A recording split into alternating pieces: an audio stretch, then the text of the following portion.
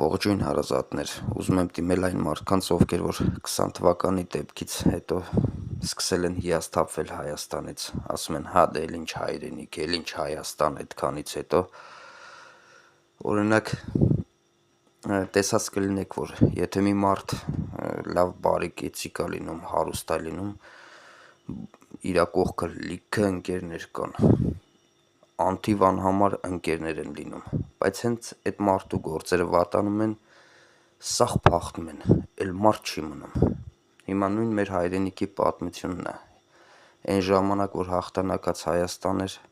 բոլորը պարծենում էին, մեր Հայաստանը, մեր հայրենիքը հաղթանակած,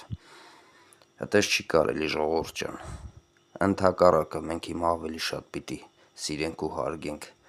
թե մեր հայրենիքը, թե մեր ժողովրդին, տենց է պետք, հիմա ավելի շատ է պետք սիրել։